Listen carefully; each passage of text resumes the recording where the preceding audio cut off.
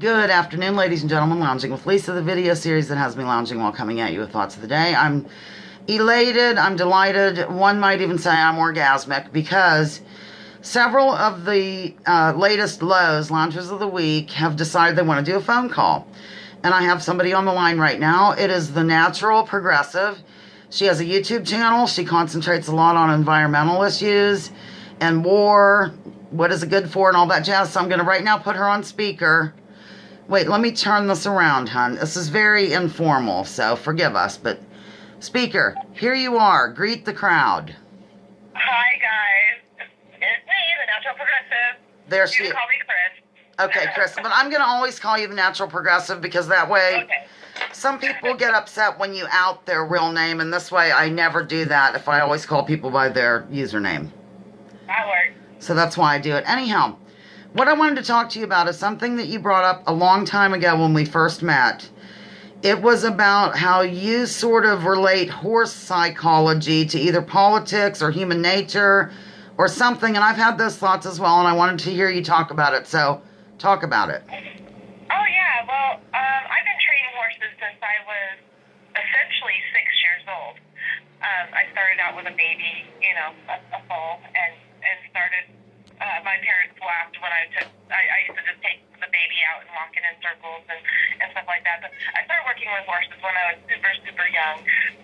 Trained my first horse to ride when I was 8 years old. Excellent. And just worked with horses a lot. I relate better with horses than I do with anything else, with people or whatever. But I see associations with the way horses are and with the way people are, and the basic concepts of horse training, which isn't really training, it's just learning their language. And so the essential parts of that language is feel, timing, and balance, which can relate to anything in life. So obviously you got to feel things, to know when is the right time, and then you have to have a balance of response, not too harsh, not too lenient, too mild, or right, timid. You know what I mean? Yes. So those are the basic concepts, and I think that has to do with everything with life. Don't you think? I mean, yes. You just relate that to everything, feel, timing, and balance. Yes, I think so too. And then I have, of course, a different take on it. I agree with you totally on that. That's wonderful. And it's interesting how early in life you started. I was young, and of course, I always wanted a pony. You know how that goes as a girl. I don't know if it's just in the girls or what, but I never got over that. yeah, me neither. And I even had a pony, Joe, for 20 years, but a big pony, ladies and gentlemen, 14 hands, real big. You've seen him in some pictures. But anyhow, finally, I did get my first horse when I was 14. It was 1978. And when I noticed, what you just mentioned about balance and kind of, I don't know if the horses can kind of read what we want or whatever, but in both horses that I've owned, I didn't really even have to do much, and they knew that I wanted them to go ahead and start to canter, or, do you know what I'm saying? It's like a connection. Yeah, that's the feel, though, because you teach them your feel, and they're teaching you their feel, and you just kind of, you almost just have to think it. Yes. It happens, because you can have that connection with horses, and I've had some amazing connections with horses. I told the story before on my channel, but I think it was just like a week or so ago I told the story, but it happened about, I'm thinking 12 years ago, 13 years ago? Yeah, it's probably about 13 years ago. I rescued this little horse, a little Arabian mare. We were shopping for a horse for my brother, and this one, someone told me they were going to sell a horse, and we went to see it. And the poor damn thing was in mud up to its knees with no way to get out of it. Had fungus where it lost all of its hair. Oh my God. All of its legs up to its knees, and on its behind too, just because the fungus it got. So I had to really take care of her, and she was super skinny. She was just skin and bones because she was the little man on the totem pole. All the other horses chased her away from the feed, and she still never got over that. I can't put her in with another horse since the other two old folks died, but she was good with two of the horses I had, but they both passed away since.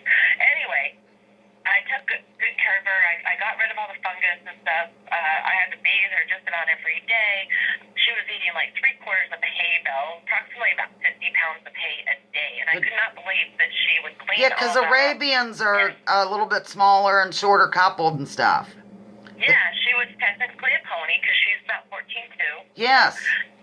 A little, a little Arabian, but skinnier than hell. And she started getting like big in the belly, but her backbone and her hips were still poking out. My daughter happened to look because it was my daughter's horse. I gave her to her.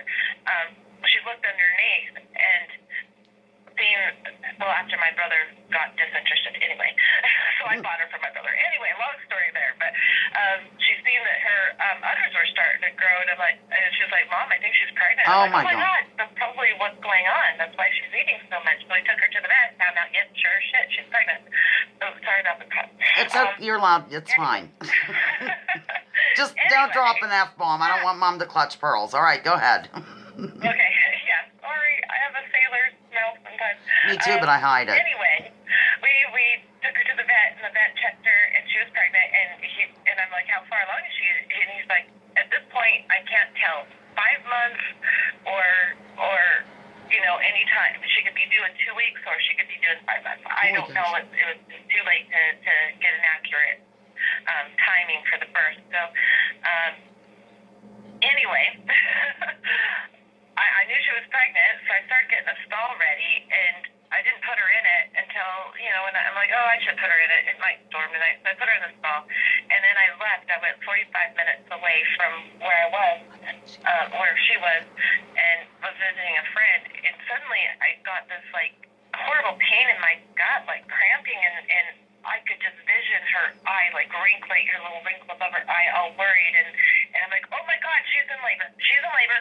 And I just and I know people thought I was freaking nuts. I got up and I left.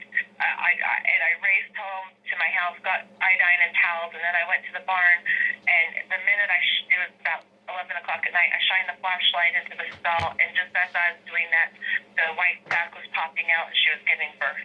I knew it. I knew you were going to say that. I even mouthed it. That is wild. What a connection.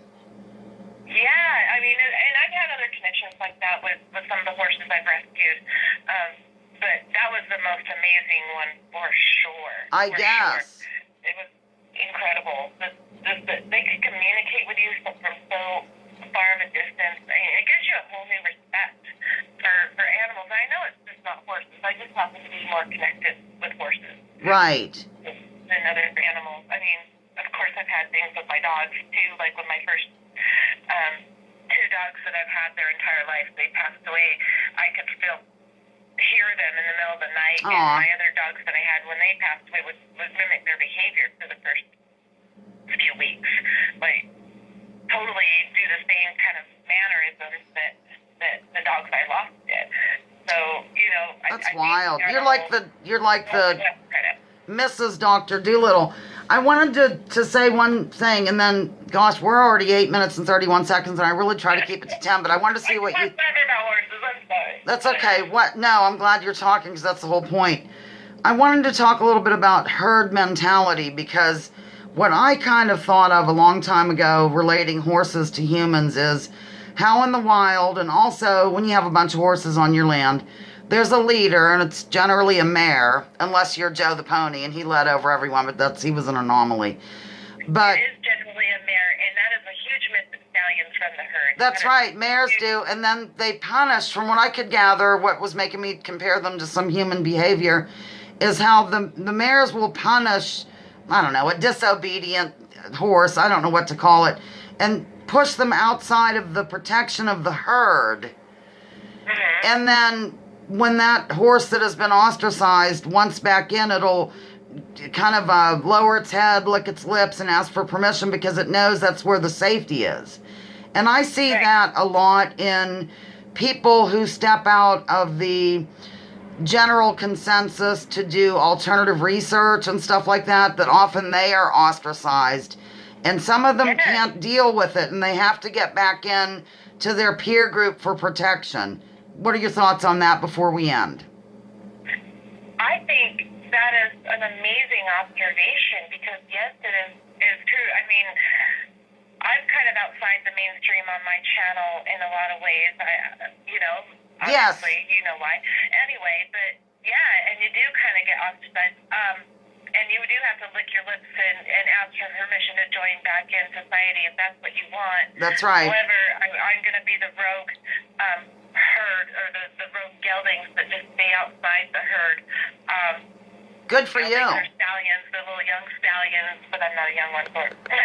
Yeah, you are compared to me. You know what I mean? Or I will be a passive leader, which is a totally new concept, a different concept, and it's kind of an amazing concept. If you ever get a chance to read Mark Rashid's books, he talks about the passive leader. Which Wait, I think spell that, because I'll write it down. What's his name? Mark Rashid. Mark. Spell the last name. Rashid. That's MARKRASHID, ladies and gentlemen. We've gone 11 minutes. I hate to do this, but I have to kind of try to be fair to everyone. But I'll let you say the final word, and then I'm going to do my closing, but stay on the phone. Okay, gotcha. So, thank you. Please check out Natural Progressive at her The Natural Progressive YouTube channel. I'll try to remember to put it in here somewhere, ladies and gentlemen, but you've been listening to the Natural Progressive and some of her philosophy here on Lounging with Lisa, the video series that has me lounging while coming at you with thoughts of the day. Join me, join others. Drop your political identities. Let's focus on issues.